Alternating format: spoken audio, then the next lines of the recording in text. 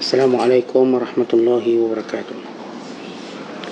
Alhamdulillah rabbil alamin wal aqibatu lil muttaqin wala udwana illa 'alal zalimin.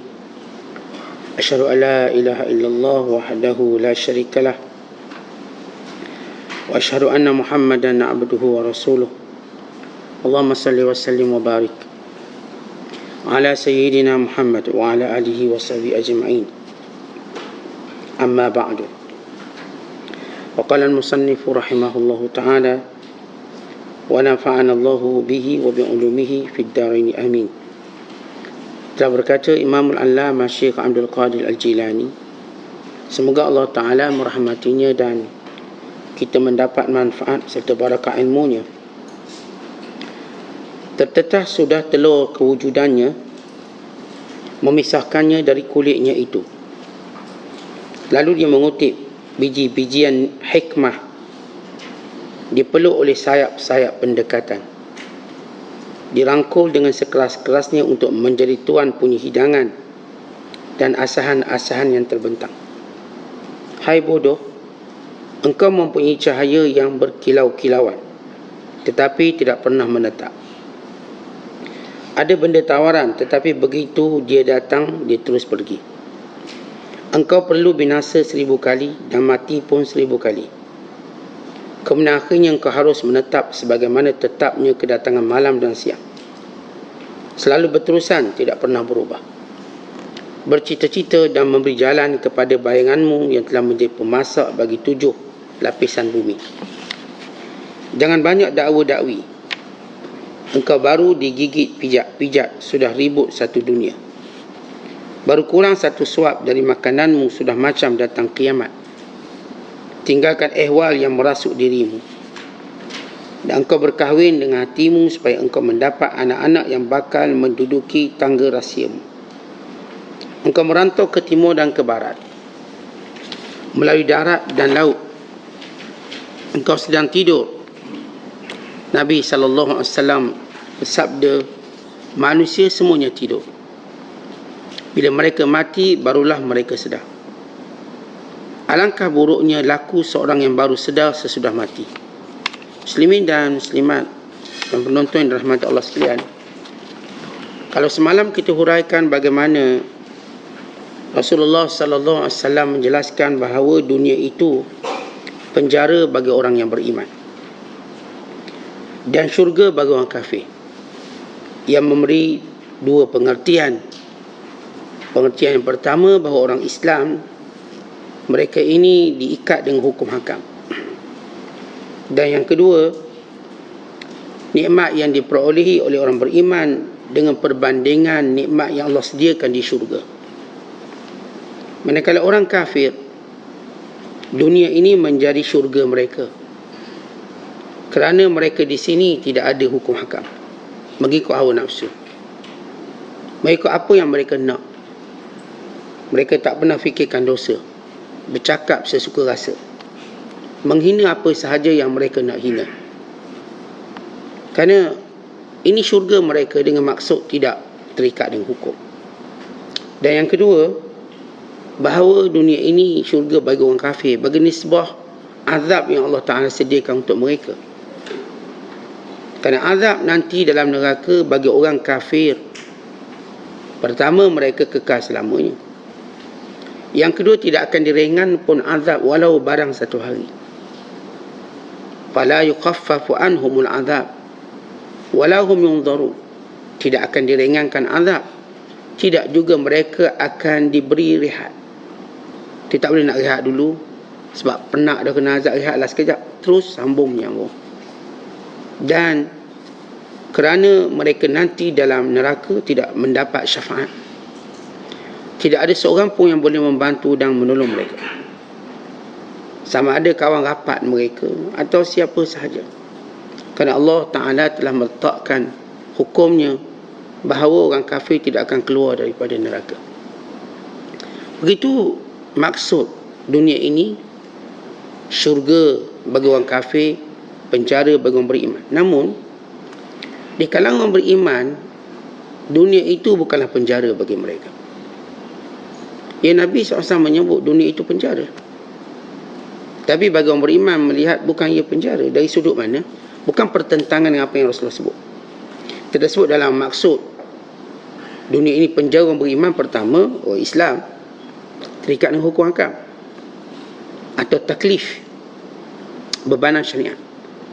Tapi ada orang beriman tidak melihat bahawa apa yang berupa hukum hakam itu sebagai bebanan atau taklif. Bukan mereka melihatnya sebagai tasyrif.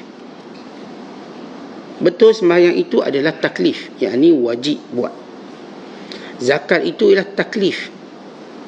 Tetapi mereka melihat ia bukan sekadar taklif yang menjadi beban bagi setengah orang, tapi ia tasyrif, maksudnya memuliakan. Mereka melakukannya dengan penuh rasa mulia, bangga. Umpama seorang yang pergi kerja kerana ada tanggungjawab kerja, berat dia pergi langkahnya, tapi kena pergi sebab itu gaji dia, itu pendapatan dia. Dengan orang yang pergi dengan langkah yang bersemangat kerana dia suka dengan kerja tadi.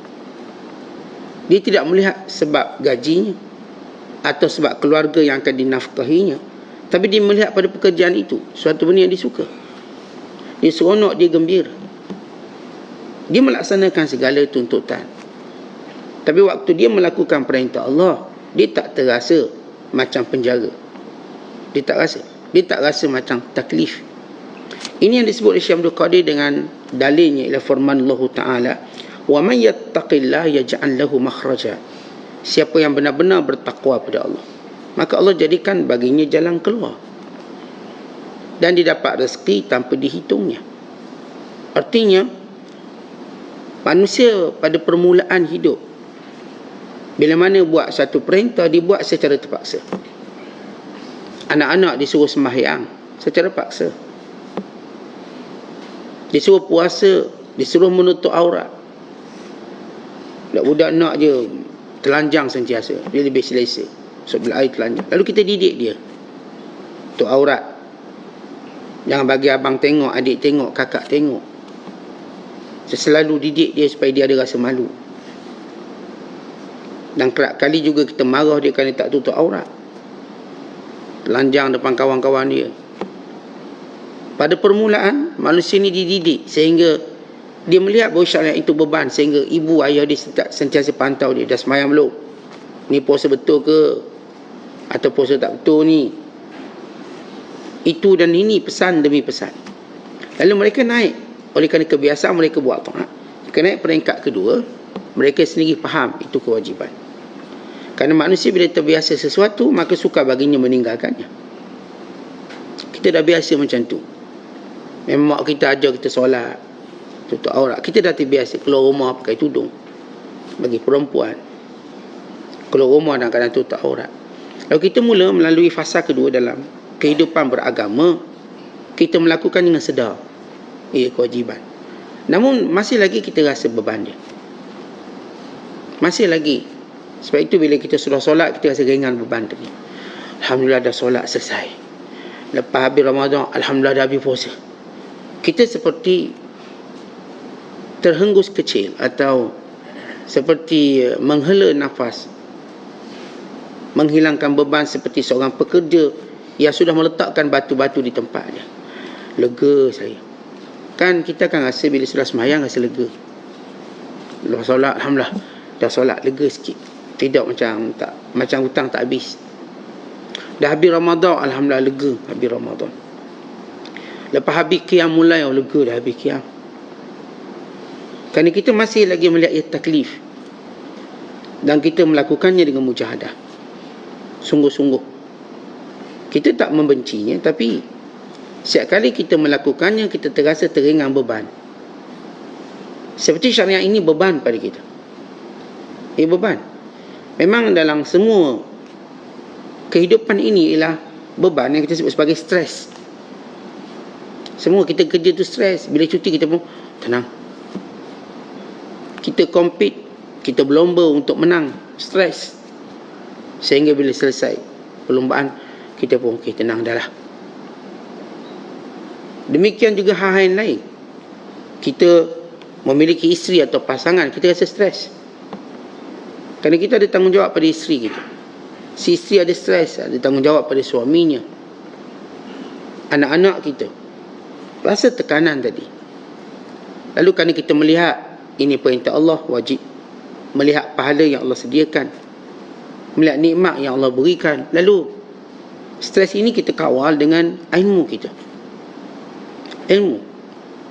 Dan kita kawal dengan rasa takut kita pada Allah. Rasa harap kita pada Allah bahawa apa yang kita buat ini akan beri pahala.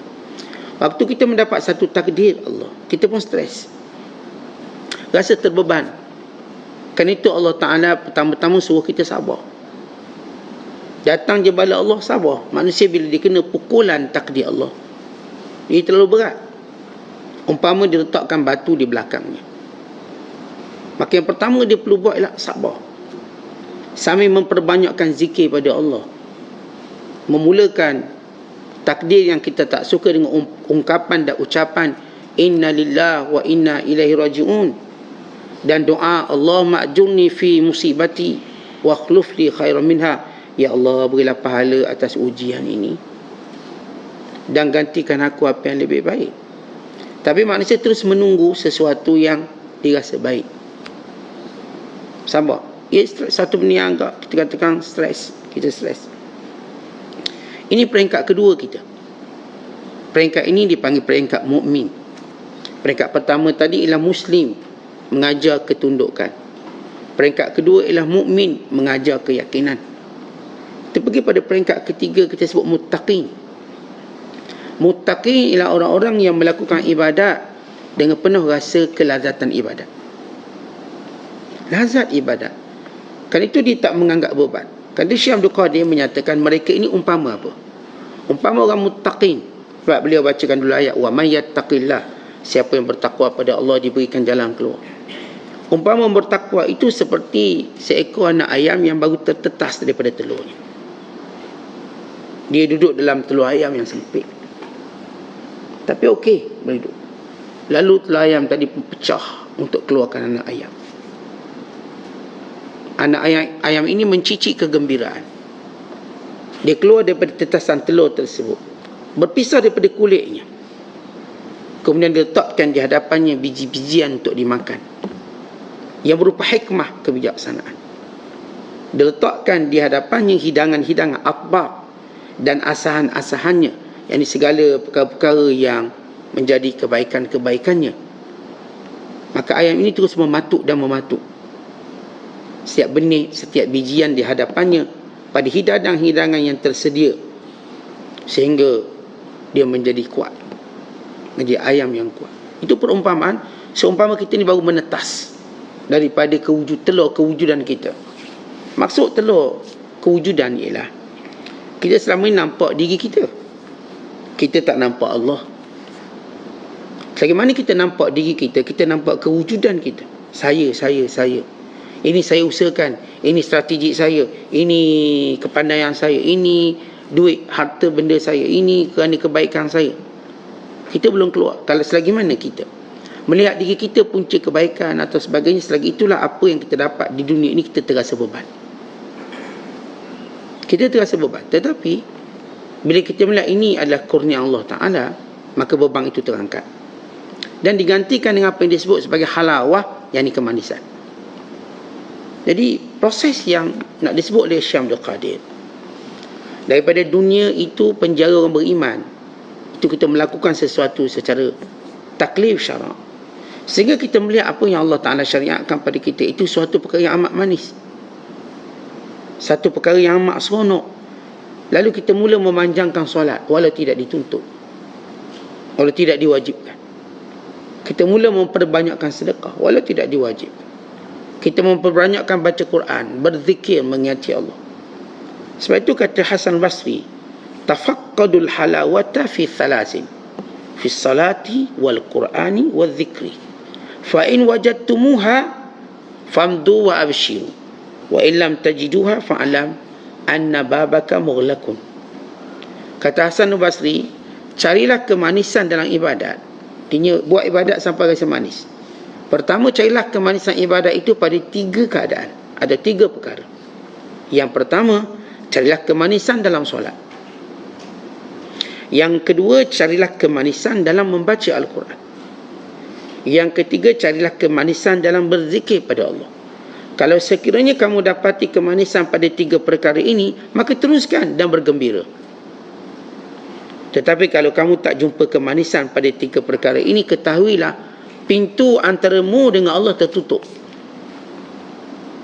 Belum terbuka. Ini yang disebut dalam Quran. Bila Allah kata, siapa yang bertakwa pada Allah, barulah diberikan jalan keluar. Tidak tertutup. Orang-orang yang saya katakan kalau di semayang, puasa, haji, tutup aurat, kerana melihat kepada hukumnya. Dia tidak melihat kepada kemuliaan kemanisannya. Seorang anak melihat ayah tu rotang dia kerana kebengkengan ayahnya. Dia tak melihat kerana ayahnya inginkan kejayaan dia. Ya mungkin dia sedar lepas tu, lepas lama dia kata, nasib ayah saya rotang saya, tidak terjadi saya manusia. Nasiblah ayah saya rotang saya, tidak, takkanlah saya berjaya. Kita memuji rotan itu. Tapi waktu kita kena, kita tak pernah puji. Ayah bagus ya, ayah rotang lagi saya. Tak ada. Lepas tu kita nampak. Sama juga syariat. Ada orang masih belum nampak keindahan syariat dalam hidup. Sebab syariat lah hidupnya jadi indah. Sebab syariat lah hidupnya jadi mulia. Sebab syariat yang perintah-perintah Allah inilah dia jadi kuat. Sebab syariat dan perintah Allah lah dia jadi bahagia. Sebab syariat dan perintah Allah lah dia menjadi orang yang amat mulia. Kerana itu dia mula melakukannya dengan kemanisan. Apa beza orang buat manis dengan buat tak manis? Tentu orang yang buat dengan kemanisan, maka dia akan melakukan dengan lebih lama. Sebab itu lihat solat kita dengan solat mereka. Solat kita makin lama makin sekejap. Makin lama makin ringkas. Sedangkan solat mereka panjang. Bahkan kata Nabi SAW, di antara kefakihan seseorang, pendek bicaranya, panjang solatnya. Min fikir rajul, ada tanda orang itu bijaksana, ialah pendek bicaranya, panjang solatnya. Sebab itu kita nak cari kemanisan pada 3 benda ni dulu, sebagaimana kata Hasan Basri. Sebab kita nak biar kita tertetas daripada telur kewujudan kita. Biar kita nampak indahnya syariat, seronok. Biar setiap kali kita buat, kita rasa Masya Allah, saya nak buat lagi, saya nak buat lagi. Bahkan kita rindu untuk, kita menunggunya dengan penuh kerinduan. Umpama seorang isteri yang rindu kedatangan atau kepulangan suaminya. Orang tahu dia kena berpisah seketika, suaminya cari nafkah, amat dia rindu kepulangan suami. Sebagaimana suami juga rindu untuk pulang ke pangkuan isteri. Tapi oleh kerana kewajipan macam nafkah, dia jaga. Tapi kerinduan tersimpan, tersemat untuk segera pulang. Sebagaimana seorang anak rindukan ibu ayahnya, ia ada dalam dirinya menunggu waktunya. Itu yang disebut oleh Nabi SAW, orang yang merindui ibadat. Itu yang kita baca kisah mereka merindui Ramadan 6 bulan sebelum kedatangan. Mereka merindui solat yang akan datang. Mereka merindui setiap peluang untuk buat baik. Maka kita mula-mula nak test, nak rasakan kemanisan, cari pada 3 ibadat dulu, kata Hasan Basri. Solat, baca Quran, zikir. Kalau dalam 3 ibadat ini, kan ini ibadat asas. Kalau semua ibadat, Masya Allah, tuan-tuan solat dengan penuh rasa gembira, penuh gembira. Lalu kita terus mencari keperbagian solat tadi. Ni solat duha, ini namanya solat qabliyah, ini ba'diyah, ini solat namanya solat wudu, solat taubat, ini namanya solat tasbih sekian. Lalu kita seronok berada lama. Tuan-tuan, tempat yang seronok, kita nak duduk lama. Benda yang kita suka tengok, tuan-tuan tengok TV, orang tengok bola ni, musim bola, dia takkan tengok tengah-tengah, mula-mula nak start main, dia dah tunggu. Main 2 pagi, dah satu pagi dah tunggu. Dia tunggu. Kadang-kadang dia pesan ke bini dia, tolong gerak abang nak tengok bola. Dia pesan ke kawan-kawan dia, tolong gerak saya. Mang, kau bangun tengok bola, gerak aku sekali. Kalau aku tak bangun, sembuh air. Oh, dia punya semangat. Tengok Itu kemanisan dia. Orang tak faham, dia kata apa sah. Tengok keputusan sudahlah. Sebab kita tak rasa mani, kita tak bukan peminat bola. Orang minat bola lain. Dia nak tengok dari awal sampai akhir. Dia minat manis. Kadang-kadang dia nak ke stadium. Dia tak macam kita kat TV boleh. Akhirnya TV tengok kita tak tengok TV.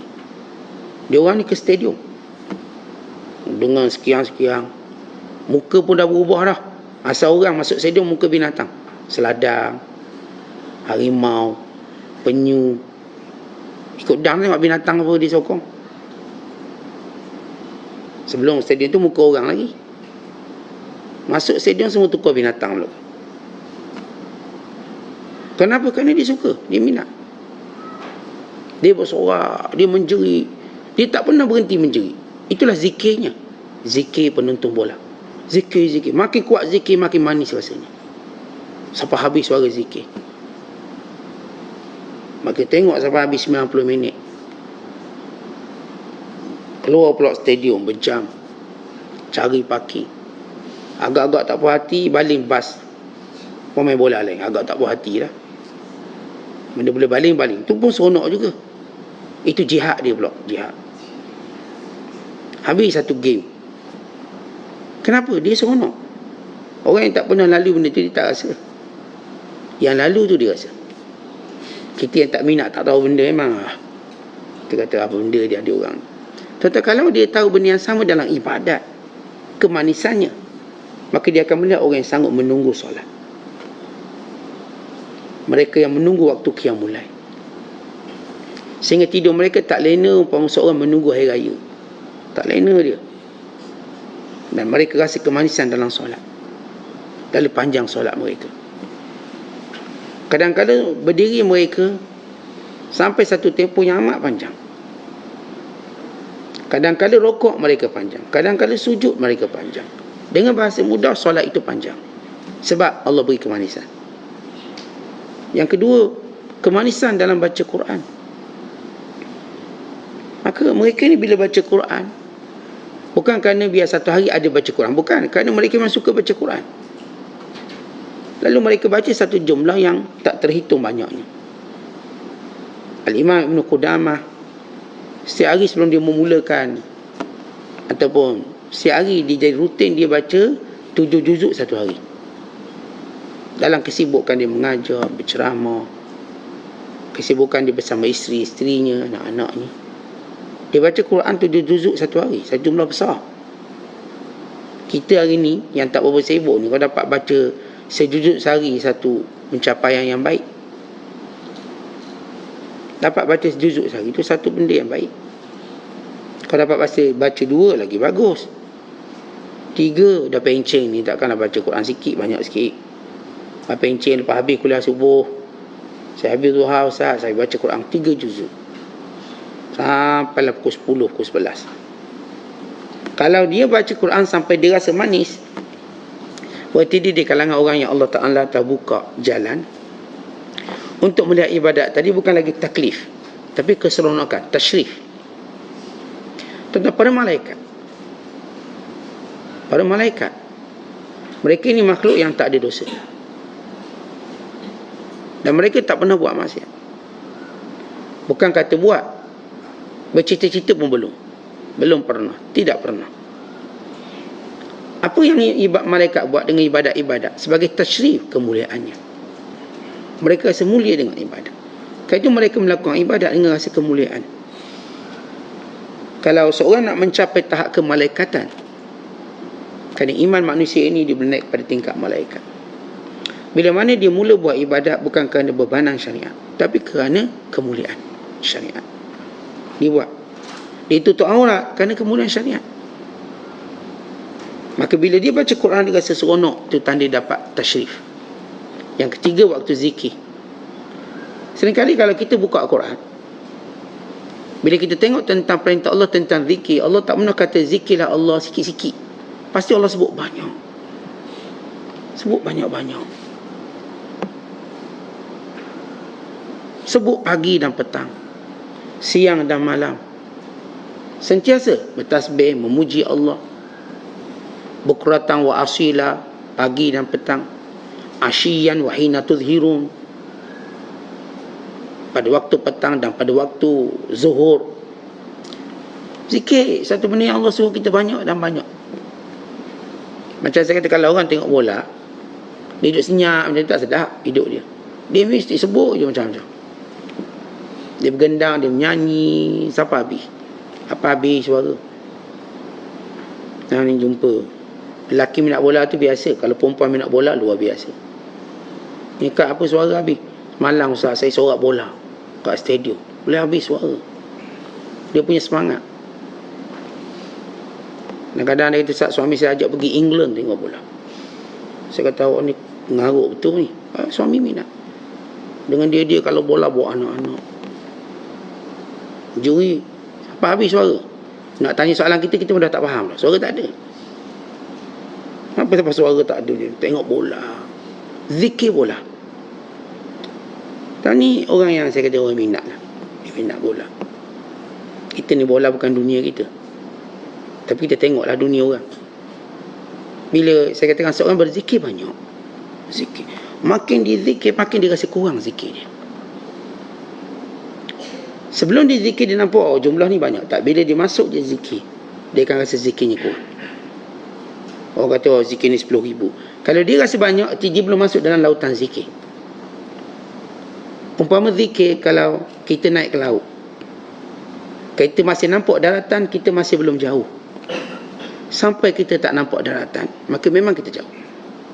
Zikir, selagi mana kita nampak bilangannya, kita masih sikit. Saya dah zikir Ustaz 1,000. Tuan-tuan peganglah cincin zikir ke, adat yang tekan zikir ke, pakai kalkulator ke zikir ke, whatever lah alat-alat yang kita guna tasbih ke.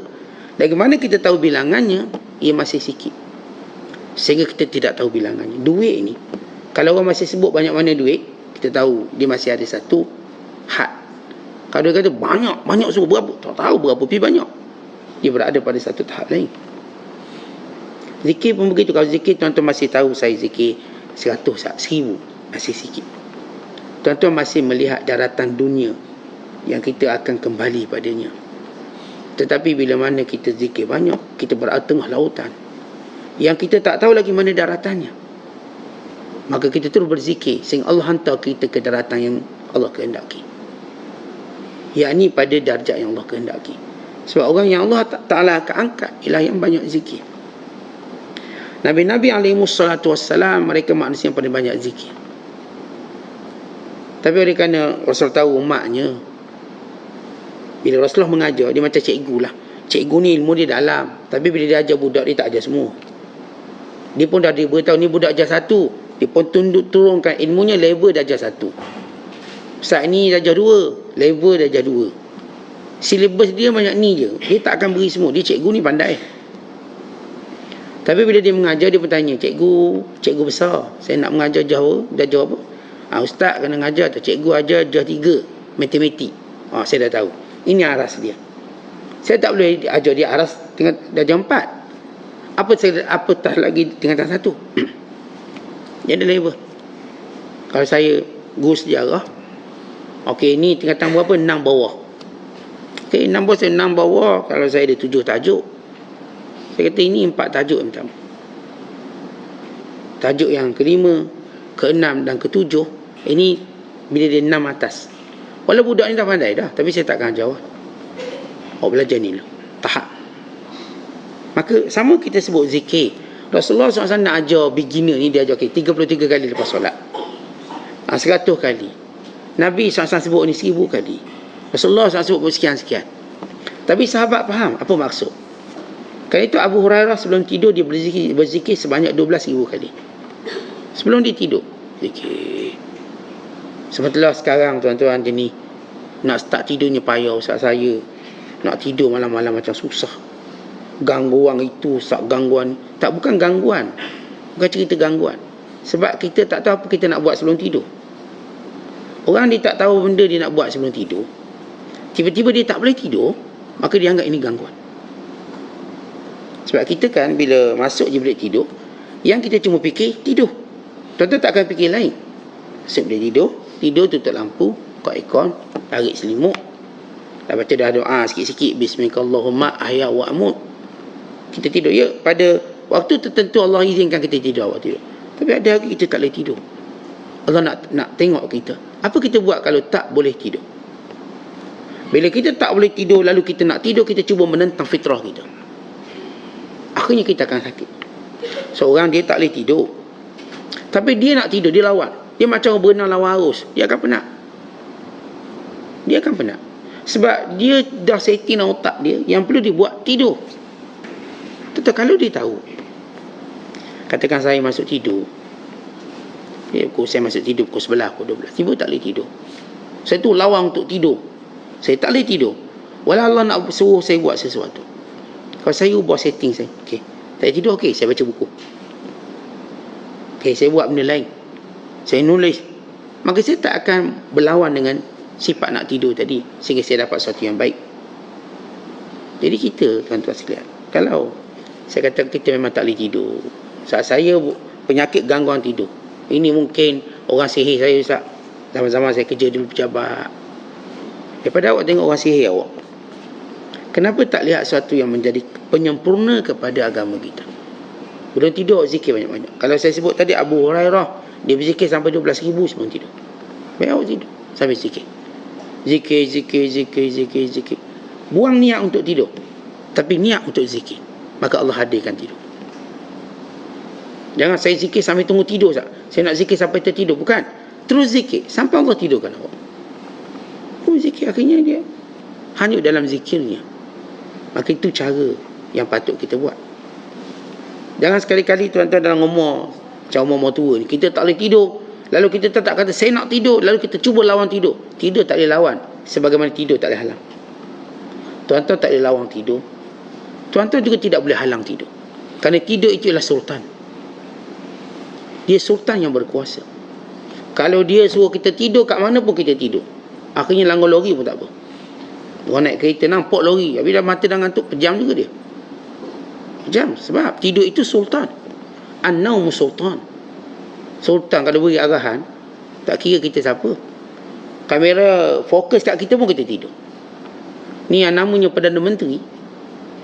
Tapi bila tidur tu lebih berkuasa pada dia, dia boleh tidur depan rakyat dia. Yang namanya raja. Walau dia raja, tapi ada lagi raja pada dia, tidur nama dia. Dia boleh tertidur di takhtanya. Hatta dia nama ulama. Walau dia nama ulama, tinggi ilmunya, maka bila datang tidurnya, boleh nampak artinya dia tak boleh kawal dirinya. Guru kami, waktu kami mengaji Quran, guru kami dah tua, 70-an, 80. Antara benda memang dia tak boleh elak ialah tidur.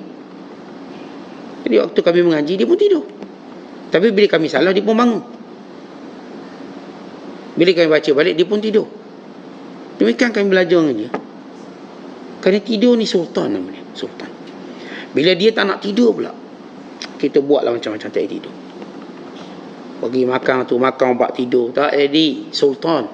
Tetapi apa yang boleh lawan tidur? Zikir, solat, baca Quran. Ini benar-benar dapat lawan tidur. Sehingga tidur akan tunduk bawah dia. Sebab itu orang yang dirinya penuh dengan zikir, penuh dengan Quran, dirinya penuh dengan solat, dia yang kawal tidur. Tidur hambanya, bukan dia hamba tidur. Sebab itu dia boleh beritahu dia nak tidur pukul berapa. Bagaimana saya cerita kisah Imam Haramain. Kami tidur bila kami rasa nak tidur. Kalau kami tak nak tidur, kami tak akan tidur. Bukan sebab tidur kontrol, kami kontrol tidur. Kerana orang yang kuat, kita dapat kawal, lihat macam mana dia boleh kontrol tidur dia, sehingga dia boleh buat apa dia nak. Ini namanya Ibnu Aqil. Dia tak tidur malam. Sehingga dia mengarang satu kitab namanya Kitab Al-Funun. Kitab Al-Funun ni tuan-tuan, dia punya tebal dia 800 jilid. Dia kata kalaulah raja-raja dan sultan tahu kelazatan berjaga malam, kalau ia satu benda, nescaya dia akan merampasnya daripada tangan kita dengan pedang-pedang mereka. Tapi nasib dia tak tahu. Imam Muhammad Hasan Syaibani, dia tak tidur malam. Dan ketika mana, Imam Abu Yusuf, di mana dia mengantuk, dia ambil air, dia pun penjis mukanya. Dia kata tidur itu ialah api, maka api itu dipadamkan dengan air. Sifat tidur tuan-tuan, dia macam api, dia membakar. Cara untuk menghadapi api, air. Sebab tu tuan-tuan tengok bila ngantuk, kita pun semua air. Bangun. Kenapa? Kenapa air? Sebab tidur itulah api. Kepanasan. Ia bentuk kepanasan. Maka di sini kita lihat bagaimana kemanisan ibadat. Jadi orang yang jumpa kemanisan ibadat tadi, maka dia benar-benar akan tidak melihat syariat itu penjara. Bukan penjara. Satu kemuliaan. Sebab dalam Quran bila Allah sebut, man amila salihan min dzakarin aw unsa wa huwa mu'min falanuhyiyannahu hayatan thayyibah. Siapa yang melakukan amal soleh, lelaki ke perempuan ke, dalam keadaan dia beriman, kami akan berikan kehidupan yang baik. Kata Hasan Basri, ai lanarzuqannahum, kami akan berikan kepada dia ibadatan yajidu halawataha fi qalbihi, kami akan berikan kepadanya kemanisan ibadat yang diperolehi daripada hatinya. Kalau kita buat baik selalu, akhirnya yang baik itu bukan lagi kita nampak satu komitmen, tapi satu kemuliaan, tasyrif. Sedekah, beban sedekah ni, kata nak keluar duit, semalam dah keluar duit, hari ni keluar lagi. Sampai peringkat kita lagi dia orang ni, sebab orang ni suka minta. Ia beban. Tapi bila orang itu rasa kemanisan, dia tak rasa lagi beban. Kita pun jawab soalan orang. Orang tanya-tanya. Kadang-kadang beban jawab soalan ni. Sebab ada orang tak tahu masa tanya. Tanya. Beban. Tapi bila kita melihat ia satu kemuliaan, kita tak rasa beban. Tanyalah. Saya memang duduk di sini untuk ditanya. Awak nak tanya apa? Tanya. Tak pernah rasa jemu kelihatan pada dirinya pada setiap persoalan yang ditanya. Tadi antara sifat ulama yang sebenar, dia tak jemu ditanya. Tanya. Walaupun tuan-tuan, dia macam ayah pada anak. Anak tanya soalan sama dengan ayah, ayah jawab okey. Anak tanya, ayah jawab. Esok tanya lagi, soalan sama. Tanya lagi. Kalau naik kereta tu, ayah, boh dah sampai belum? Belum. Sekejap 5 minit, boh dah sampai belum? Belum. Tanya lagi, dah sampai belum? Belum. Kalau jenis ayah pemarah, buka tingkap, buang ke tingkap. Marah. Tapi ayah, sebab dia sayangkan anak, tanya. Belum. Dia tu boleh berzikir belum sampai. Sebab apa? Sifat penyayang dia. Begitu juga para ulama, dia bila ditanya, dia tak rasa bosan dengan soalan, dia jawab. Pada soalan tu 1000 kali kena tanya. Tapi dijawab macam dia kali pertama ditanya. Ada guru kami, Syekh Hijazullah Al-Iwadi. Syekh Hijazullah Al-Iwadi, bekas mantan kepada Rektor Universiti Azhar. Dia ajar kami tauhid. Dia ada karang kitab Qadaya Tauhid, ataupun masalah tauhid. Jadi beliau bila daripada mula masuk, kami beratur tunggu dia. Kita orang tak tunggu dalam kelas, kita tunggu kat pagar. Dan tuan-tuan kan kuliah kan tunggu dalam surau. Dah belajar tunggu surau, tunggu masjid. Kami bila belajar, kami tunggu kat pagar. Guru tu masuk, kita akan iring guru masuk, baru kita ambil tempat duduk. Kenapa kita nak ambil keberkatan ulama? Maknanya bukan guru masuk seorang-seorang, tak. Kita memang iring dia. Tunggu. Dia tahu ni pukul apa ni? Pukul 9 masuk kelas. Okey, pukul 8.30 pakat tunggu. Penuh tunggu. Saya tunggu sahabat-sahabat orang Arab tu. Maka datang Syekh Hijazullah Al-Iwadi ini. Datang. Kita pun iring dia. Masuk sampai dia duduk. Okey, kelas bermula. Ngajar tauhid. Kemudian buka soalan. Seorang tanya soalan. Ya Syekh, limadha khuliqal insan? Wahai Syekh, nak tanya ni, mesti dah ni. Kenapa Allah jadikan manusia? Soalan tu soalan yang kita kata, soalan biasa. Ni common question ni. Maka guru kami dengan mudah baca, baca surah Zariyat. Wa ma khalaqtul jinna wal insa illa liya'budun. Tidak aku jadikan jin dan manusia melainkan untuk ibadat. Khuliqal insan lil ibadah. Tu jadikan manusia untuk ibadat. Dijawab dengan panjang lebar, seolah-olah soalan itu baru ditanya. Walau ni budak universiti, kita tak mungkin tanya soalan tu, kita faham. Tapi ada orang, dia tanya bukan nak jawapan. Dia nak tanya nak kemuliaan, baru dia tak bertanya Syekh ni. Dan Syekh melayan dia, tanya. Kan tu sesi yang paling kami suka ialah sesi soal jawab. Bila kalangan biasa guru-guru yang hebat yang buka soalan. Kalau tak hebat, tak berani buka soalan, dia tanya, tu ubah dia. Guru hebat dia kan, fiasilah, tanya. Sampai kita tak mampu tanya. Bukan dia tak mampu jawab, kita dah tak mampu nak tanya. Walau dalam keadaan kita masih jahil banyak, tetapi kita tak mampu tanya bukan makna kita alim. Kita tak reti nak keluar soalan. Padahal jahil kita banyak, jahil kita macam laut. Tapi nak keluar soalan tu tak reti. Dia kalau tak keluar soalan reti, lagilah kita terperangkap dengan kejahilan kita. Dia orang jahil yang bagus ialah orang jahil yang tahu apa yang perlu ditanya. Tapi kalau jenis jahil bodoh tapi tak reti nak tanya, itu bodohnya bertingkat. Dia memang tak reti, tapi dia pun tak tahu nak tanya apa. Kalau kita jumpa orang jahil, dia pandai bertanya, bererti laluan ilmu dia ada. Dan kalau kita jumpa pula orang alim pula, dia pandai bertanya. Ada pula orang alim dia tak pandai tanya, dia rasa macam ilmu dah cukup, itu pun bodoh juga. Tak mungkin kamu cukup, kerana tak ada orang ilmu cukup. Tak ada. Atau orang alim macam mana, dia juga kena ada ruang bertanya. Sebab itu orang alim, dia sentiasa bangunkan soalan dalam diri dia. Maka dia menjawab dengan tesisnya, dia menjawab dengan bacaannya, dengan kajiannya. Tapi sentiasa setiap hari soalan tu ada. Tuan-tuan baca kisah saintis terhebat, baca pakar-pakar dalam bidang ciptaan, dalam bidang kita katakan penghasilan produk. Mereka ni ada satu sifat, sentiasa dalam diri mereka ada pertanyaan. Sebab itu dalam dunia Greek, kalau kita baca tentang tamadun Greek, dia anggap sebagai negara falsafah. Apa ajaran falsafah? Semua benda kena tanya kenapa. Kalau seorang pemimpin tidak boleh ditanya kenapa, ketahuilah dia diktator. Maka dia pun wujudkan falsafah limadha, falsafah kenapa. Kerana setiap orang yang pandai dia sentiasa tanya kenapa. Dan dia boleh tanya pemimpin dia, bila pemimpin dia buat macam ni, dia akan tanya kenapa. Ya, kami memanglah kena taat pemimpin, tapi kenapa? Awak buat ni, kenapa? Kerana Allah yang maha kuasa tadi, Allah tak perlu beritahu kenapa, tapi dalam Quran Allah beritahu semua kenapa. Kenapa Allah jadikan macam ni? Kenapa? Walau Allah tak perlu pun ditanya, kerana Allah maha berkuasa. Tapi Allah Ta'ala yang maha berkuasa, yang buka ruang tanya kenapa. Sebab itu tidak salah bila kita melihat segala syariat. Kenapa? Kenapa wanita kena tutup aurat? Lelaki tidaklah tutup aurat sebagaimana wanita. Kenapa budak kecil macam ni? Kenapa harta macam ni dia bahagi? Kenapa? Tuan-tuan, tidak pernah menjadi satu bebanan bagi ulama untuk menjawab kenapa. Dan mereka tak pernah kata, jangan tanya apa-apa, buat je. Tak ada. Itu cuma yang cakap Kristian cakap macam ni. Buat, jangan tanya. Sebab mereka dah tersimpul dengan kekeliruan mereka sendiri. Kenapa Tuhan tu 3? Mereka tak jawab. Akhirnya mereka kata, jangan tanya.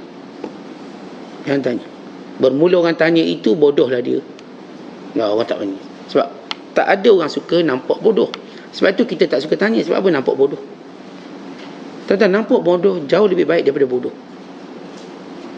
Sebab bila kita nampak bodoh tapi kita tanya, akhirnya kita berjaya buang benda tu. Kita orang nampak sakit jauh lebih baik daripada orang tak nampak sakit. Akhirnya dia tak buat apa-apa, lalu dia pun mati. Saya tahu saya sakit sebab saya selalu cek. Saya tahu.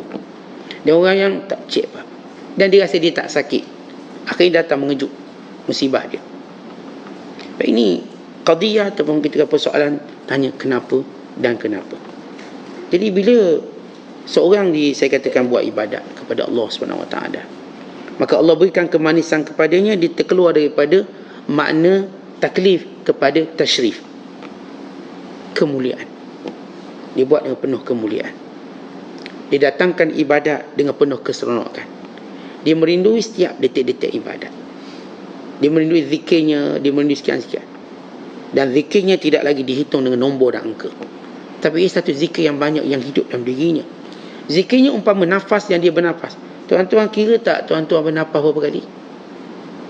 Bernafas tu penting, amat penting. Tuan-tuan kira tak bernafas berapa kali? Kita tak kira. Kita kira tak berapa lama kita tahan nafas? Itu kita kira. Baik, jom kita tahan nafas. Kita mula kira. Okey, 30 saat. Tapi kita bernafas kira tak? Tak. Kenapa? Dia sebahagian hidup. Demikian zikir. Zikir ni kalau kita masih kira, maksud sikit, kita seperti tahan nafas. Tuan-tuan tahan nafas lama mana? 7 minit. Bayangkan yang kita bernafas lama mana? 23 jam lebih tu. Maka kita boleh sebut zikir yang banyak. Yang benar-benar orang tu hidup dengan zikir, dia sudah menjadi nafasnya. Di syurga kelak, ahli syurga dia bernafas dengan zikir. Maknanya dia tak bernafas kosong macam tu. Nafasnya ialah zikir pada Allah. Dia seronok. Waktu itu tuan-tuan sekalian, seronok zikir pada Allah. Ada orang yang Allah dah berikan keseronokan itu sebelum dia masuk syurga. Sebab itu carilah kemanisan, sebagaimana kata Hasan Basri, pada 3 benda ni. Carilah kemanisan dalam solat. Solatlah sampai kita rasa manis solat. Waktu orang tanya pada seorang ulama ni dia kuat membaca. Baca kuat. Satu hari berbelas jam dia baca. Sehingga dia boleh hafal Quran, Taurat, Injil, semua dia hafal. Dia punya kuat ingatan. Tapi pada usia akhir dia, usia lama, usia tua, keterbatasan untuk dia bergerak. Akhirnya dia mula lama solat. Akhirnya orang tanya dia. Dia kata, saya gila bagi setiap orang Islam memanjangkan waktu solat. Setengah jam.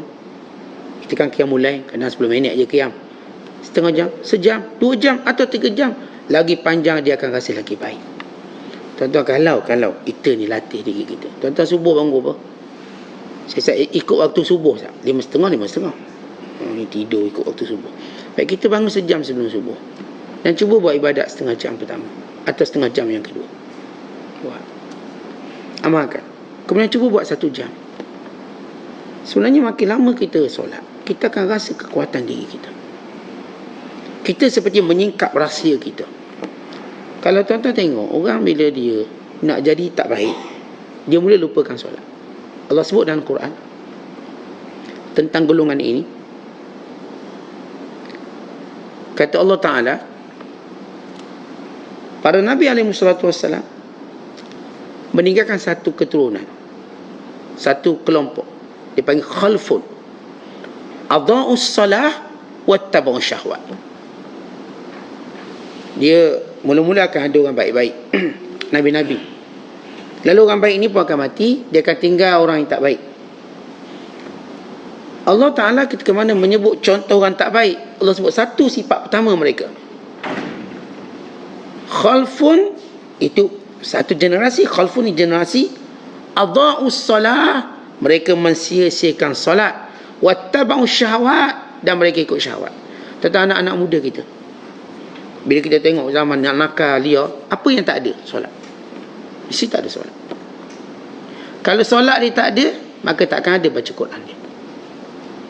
Kalau baca Quran dia tak ada, takkan ada zikirnya. Dia itu kronologi je. Orang kalau tak solat, dia tak akan baca Quran. Tuan-tuan cari orang yang dia baca Quran suka tapi tak solat, tuan-tuan tak akan jumpa. Orang, sebab semuanya bermula daripada solat. Seorang yang solat, dia akan baca Quran. Orang yang baca Quran memang dia jaga solat. Tidak semua orang solat jaga Quran, tapi semua orang jaga Quran dia jaga solat. Maksud saya lah, ada orang dia solat tapi Quran kurang baca. Tapi kita tak jumpa orang yang baca Quran rajin kemudian dia jarang solat. Tak ada. Dia mesti jaga. Kalau dia boleh jaga baca Quran, dia akan jaga solat. Dia permulaan kita untuk rasa kemanisan sebab dalam susunan Hasan Basri. Memang generasi tu kalau kita nak tahu dia boleh kekalkan momentum baik, dia solat. Lepas tu kalau naik peringkat kedua, dia suka ngaji. Tuan-tuan dah bertuah dapat anak-anak macam tu. Kalau tuan-tuan ada anak-anak yang dia jaga solat, kemudian dia suka ngaji, tuan-tuan boleh tarik nafas lega. Kemudian dia suka pula zikir, game. Ni bahasa orang muda, game lah tu. Maksudnya memang berjaya. Kita pun sama. Kita, kalau tuan-tuan orang yang jaga solat, alhamdulillah. Jaga tak ngaji Quran? Jaga, alhamdulillah. Tuan-tuan akan naik stage yang ketiga, zikir. Orang yang cuba zikir dulu sebelum buat benda tu, dia tak akan dapat benda tu yang sempurna. Sebab tu saya baca kisah ulama. Tuan-tuan, saya baca kitab Siyar A'lam Nubala yang menghimpunkan ribuan ulama. Saya baca kitab Sifatus Safwah karangan Imam Al-Jauzi yang menceritakan juga kisah-kisah yang banyak. Saya baca Tarikhul Islam, Tarikhul A'lam, dan lain-lain kitab biodata, Ar-Rijahul Rasul. Ni kitab Tabaqat Ibn Sa'd. Ini antara kitab yang saya selalu baca, banyak baca dan terus baca. Kitab Syadharat Zahab oleh Imam Ibn Ahmad. Kitab Tabaqat Syafi'iyah oleh Imam Jamaluddin Isnawi. Ini saya baca awal sehingga seterusnya. Dan beberapa buah kitab yang lain kita baca. Saya baca bila pergi pada kisah ulama, saya nampak kronologi tu. Mereka ni kalau jaga solat, panjang solat, mereka pasti orang rajin mengaji. Dan kalau mereka dah orang yang jaga mengaji, memang mereka ahli zikir. Mesti ahli zikir. Kita nampak kita katakan combo tu, package combo, dia memang ada. Kita kan kalau order package combo dah tahu mesti ada air, ada ayam dia ni, coleslaw ni ada, mesti ada kentang ni, smash potato mesti ada. Jadi kita tengok orang kalau jaga solat, kemudian saya tengok dia mengaji, dia pasti orang ahli zikir.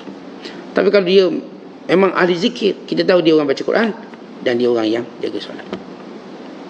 Last sekali dia akan menjadi ahli zikir. Sebab itu dalam Quran sebut apa? Fas'alu ahla dzik in kuntum la ta'lam. Tanyalah ahli zikir kalau kamu tak tahu. Ahli zikir di sini siapa? Ulama. Ulama sampai peringkat mereka inilah ahli zikir sebab mereka lah orang yang jaga solat dengan sempurna.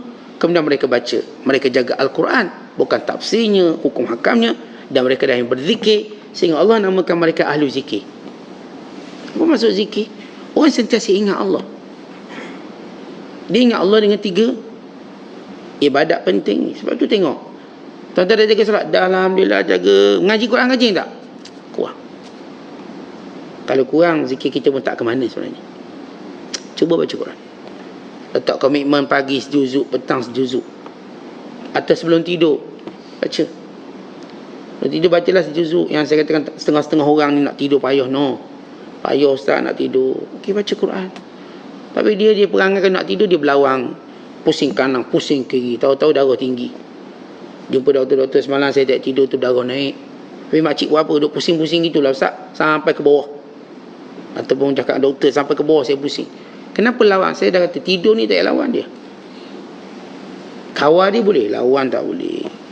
Maksudnya kalau dia tak nak tidur, tuan-tuan jangan cuba tidur, rugi masa. Kerah mata ustaz, tak tahu kopi mana saya minum, tak teringat cari kopi. Buat apa cari kopi mana? Isi benda, isi. Kalau tak boleh tidur, tiba-tiba dia cuba nak tidur, dia pun bergaduh dengan suami dia sebelah. Akhirnya suami tak tidur pula. Gaduh dengan anak. Semua satu rumah tak tidur sebab dia seorang tak tidur. Sebab dia tak tahu pengisian dia. Sebab ada orang kalau dia tak tidur, dia kacau orang tidur. Dia pun bang, saya tak tidur lah bang. Apa masalah awak? Tidur lah. Kata suami dia pun tak boleh tidur. Dia pun gak anak dia, Long bangun Long. Kenapa? Umi tak boleh tidur. Dia punya pengacau tu lain macam. Sebab dia nak suruh walau kita, tata benda yang kita kena jaga. Jangan kacau orang tidur. Yang kacau dia. Melainkan dalam kuliah kacau. Kalau sisi nampak suami tidur, jangan kacau, jangan diajak bercakap. Nampak isteri tidur, jangan diajak bercakap. Jangan diajak. Dan kita kalau tak boleh tidur pula, tak payah nak gerak pasangan kita. So teman, tak payah. Jangan zalimi, kita zalim dia. Kita tak boleh tidur tu, bang, saya tak boleh tidur, zalimnya kita. Kenapa kita kacau nikmat orang? Cemburu Ustaz, dia ni letak je dengku, letak dengku. Saya Ustaz payah. Atau jenis suami dengki isteri. Awak dah tidur, pecek hidung bini dia, tarik telinga, biar tak tidur. Ini zalim, menganiaya. Kata kita suami isteri pun tak boleh aniaya. Kata ada bini kita dah boleh tidur tak? Biarlah dia tidur, biar tidur. Allahumma illa melainkan ada benda-benda penting yang kita tahulah. Dia pun pesang gerak saya. Kalau saya tidur, abang gerak. Okey. Tapi dia tidur elok-elok tengah malam kita sebab tak boleh tidur, kita bergerak. Sebab kita nak kencing gerak dia. Bang, abang nak kencing ni. Takut. Ini menzalimi hak dia. Kata tidur ni hak dia. Hak dia rehat. Hak badan dia. Lepas tu jangan sesekali kalau saya kata isteri, jangan kacau suami tidur. Biar dia tidur. Kalau kita tak tidur, buatlah kerja lain. Suami pun sama, kalau tak tidur, bini dia bertidur, tak ada dengki lah bini bertidur. Bangun, ambil wuduk, solat, baca Quran, buat sekian. Ini cara kita, pengisian kita. Kemudian Syekh sebut, kamu ni bodoh, kata Syekh, bodoh. Bodoh maksud saya sebut kataan bodoh makna kamu ni buat benda yang binasakan diri kamu. Cahaya dah datang berkilau-kilau. Maksudnya hidayah dah ada tapi tak menetap. Tawaran-tawaran kebaikan-kebaikan terhidang tapi tak buat. Orang macam kamu ni kena 1000 kali mati, 1000 kali fana baru nampak jadi baik. Tentu orang macam kita 1000 kali sakit baru jadi baik. Setiap kali sakit nak jadi baik. Setiap kali sakit nak jadi baik. Tapi tak baik-baik juga. Maksudnya akhlak tu tak baik. Waktu sakit demam, ya Allah kalau aku baik aku nak jadi orang soleh, nak pergi masjid surau. Lepas tu segak serupa. Sakit lagi. Orang macam kamu ni baik 1000 kali mati senang. Baru sedar. Ramai mana orang 1000 musibah dia kena masih tak insaf. Walau tawaran keinsafan tu terbuka. Cahaya hidayah terbuka. Kita kadang-kadang anak-anak kita dah jadi ulama' dah ni. Anak-anak kita orang soleh. Isteri kita dah solehah. Suami kita dah soleh. Tapi kita masih terus meninggalkan tawaran-tawaran Allah.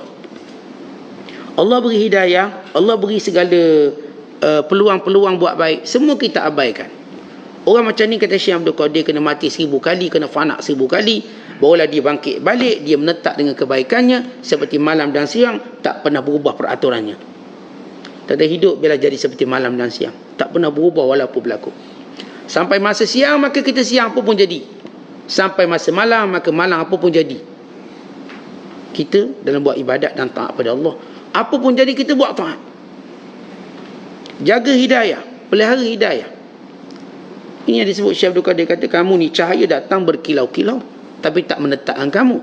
Ini hidayah tu dah datang. Dulu mak meninggal nak insaf sekejap. Ayah meninggal nak insaf sekejap. Abang meninggal nak insaf sekejap. Kadang saya tanya awak ni kenapa insaf? Saya Ustaz masa pikul ataupun masa usung jenazah ayah saya insaf. Lepas tu dah lama balik asal balik. Nak tunggu siapa pula mati nak insaf ni? Tunggu mak pula. Mak saya insaf. Akhirnya sekali kita mati pun nak insaf. Ada orang tuan-tuan sekalian dia macam gitu. Dia datang satu ujian Allah padanya, dia berazam untuk insaf dan baik. Tapi bila kembali dia sama juga. Setiap kali dia berada musibah dia berniat buat baik. Tapi setiap kali selesai musibahnya kebaikan tetap tersimpan. Saya kalau untung banyak saya nak sedekah RM100 sebulan. Untung banyak tak jadi. Banyak RM100. Dia pun tu kurangkan RM10. Bulan ketiga dah tak ada. So, inilah manusia. Dan ini kita. Tahu kalau hidayah tu datang hanya seperti kilat. Dia cerah sekejap kemudian hilang. Yang saya katakan setengah kita hidayahnya jenis sekejap-sekejap. Dia mari hari Minggu dia pun jadi insaf. Hari lain dia tak insaf. Ni jadi macam masyarakat Kristian. So yang disebut oleh mereka sendiri. Kerana mereka kata dalam sistem agama Kristian mengajar kami menjadi malaikat hari Ahad dan menjadi musang pada hari lain. Hari Ahad semua jadi malaikat ke gereja. Hari lain kami jadi musang.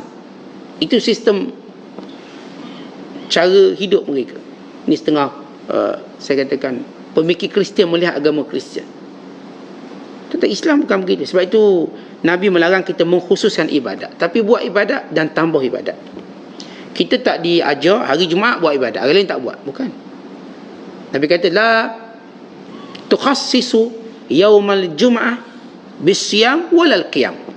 Jangan kamu khususkan hari Jumaat untuk puasa atau untuk bangun qiyamul lail. Jangan khususkan. Ulama berdasarkan hadis ini menyatakan kalau kita puasa hari Jumaat je hukumnya makruh. Setengah kata haram. Kalau puasa sunat. Kita kena puasa sebelum atau selepas. Puasa Khamis boleh puasa Jumaat. Atau puasa Sabtu boleh puasa Jumaat. Sebab asas bila Nabi sebut la tukhassisu yaumal jum'ah bisyam walal qiyam. Tidak boleh kamu khususkan hari Jumaat untuk puasa atau khususkannya untuk bangun qiyamul lail.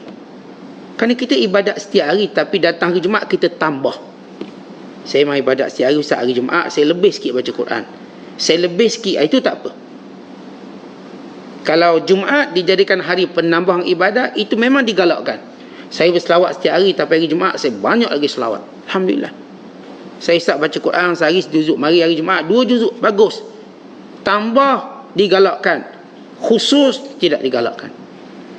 Maksud saya cuma khususkan Ustaz hari ni je saya buat baik. Hari lain tak. Tuan-tuan jangan jadi macam tu sebab Kita kalau buat baik setiap hari pun belum tentu dia kuat. Ini kan buat baik sekali-sekala. Sebab itu Nabi SAW ajar kita supaya kita doa sentiasa dapat hidayah. Antara doa Nabi SAW, Allahumma hdini wa yassiril huda li. Allahumma hdini wa yassiril huda li. Ya Allah, berilah petunjuk padaku dan permudahkan petunjuk buatku. Allahumma hdini wa yassiril huda li. Ini antara doa Nabi SAW. Ya Allah, berilah petunjuk padaku dan permudahkan petunjuk itu padaku. Doa ini Nabi ajar kepada Abdullah bin Umar. Dan Nabi ajar kepada semua para sahabat. Nabi ajar kepada kita semua. Dan Rasulullah mengungkap dan mengucapkannya. Allahumma hdini wa yassiril huda li. Ya Allah, berilah petunjuk padaku dan permudahkan petunjuk itu padaku. Ini Nabi SAW yang dah ada petunjuk pun minta petunjuk. Kita ni tuan-tuan sekalian, petunjuk kita ni macam kilat. Sekali datang cerah, kemudian gelap. Kemudian datang balik cerah, kemudian gelap. Jadi jangan biarkan hidayah kita macam tu. On off, on off. Hari ni on, esok off. Saya nak semangat, buat. Saya tak semangat, tak buat. Kata saya sebut ibadat ni bukan kerana semangat. Ibadat ni kerana kesedaran kita. Kita kalau kerja, bukan cerita semangat, tak semangat. Memang kena pergi kerja. Kita mesti buat. Oleh sebab itu jangan jadi orang yang bodoh, yang membiarkan peluang-peluang yang terhidang dalam kita buat baik. Sebab itu, bagaimana kita nak benar-benar as-sabat alal huda, benar-benar kita teguh dalam petunjuk Allah. Ulama sebut 5 cara macam mana kita nak sabat alal huda. Yang pertama saya sebut tadi ialah doa kepada Allah. Doa. Nabi ajar kita doa, ya muqallibal qulub, Allahumma ya muqallibal qulub, tsabbit qalbi ala dinik.